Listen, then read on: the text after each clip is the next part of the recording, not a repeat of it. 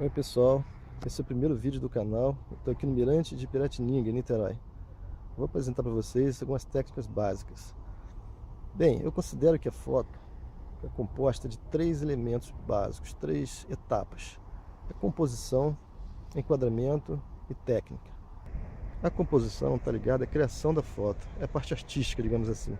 É o que você vai incluir, quais são os elementos que você vai dispor para registrar a cena e transmitir aquilo que você deseja.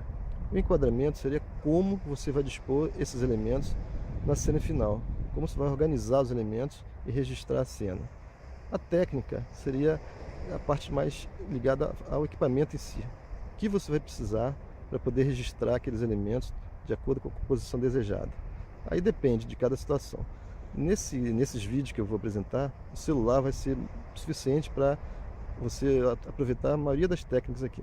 Que normalmente, sei lá, em 90% das situações corriqueiras, o modo automático do celular é suficiente para você registrar aquilo que você deseja. Somente em casos específicos que você precisa de um recurso mais avançado, um flash ou um controle maior da velocidade, da abertura, aí o celular não é aplicável. Mas pode ter certeza que em 90% dos casos o celular vai ser suficiente. Quem usa o celular tem uma vantagem, não vai passar pela situação que normalmente fotógrafos passam. Quando ele tira uma foto com a câmera profissional, aí uma pessoa leiga olha e fala: nossa, olha só como a câmera dele é boa. Ou seja, não dá nenhum crédito ao trabalho do fotógrafo de fazer uma composição boa, do enquadramento. São itens que não dependem de equipamento.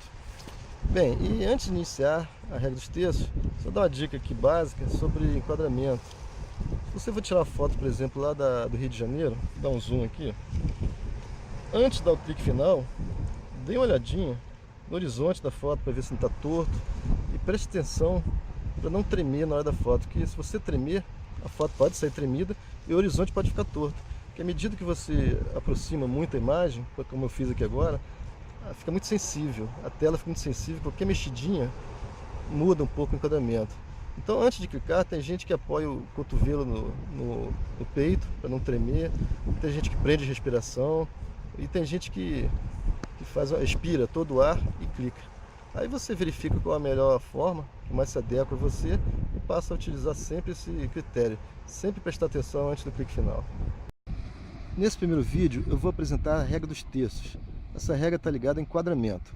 E sempre que possível eu vou dar dicas tanto de enquadramento como de composição quanto de técnica, de acordo com o local a ser fotografado.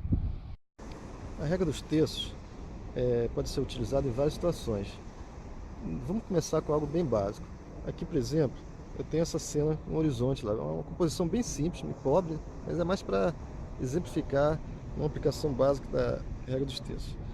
Bem, você divide a tela em três partes, três faixas horizontais e três faixas verticais. Aqui vamos usar as três faixas horizontais. A ideia é você coincidir o horizonte da foto em uma dessas faixas, ou na faixa inferior, tirando a foto nesse enquadramento, ou no terço superior, horizonte superior, tirando a foto nesse enquadramento. Aqui, por exemplo, eu estou dando mais ênfase ao mar e à pedra. E aqui eu estaria dando mais ênfase ao céu. A foto fica mais equilibrada e fica mais agradável.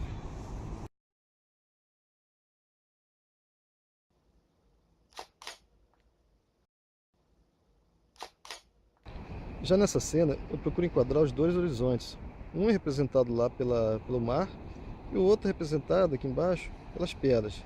Não precisa ser um horizonte natural, como se diz, né?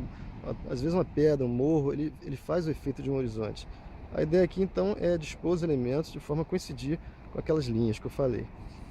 E as linhas se cruzam. As linhas horizontais e as linhas verticais que dividem a cena em três faixas horizontais e três faixas verticais, elas se cruzam em 4 pontos. São os pontos chaves também de atenção da foto.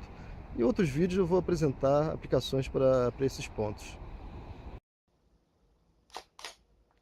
No mais, é prestar atenção na composição e no enquadramento. Aqui, por exemplo, eu tiro uma foto aqui, eu estou mostrando parte da pedra aqui suja, com resquícios aqui de mato, de planta.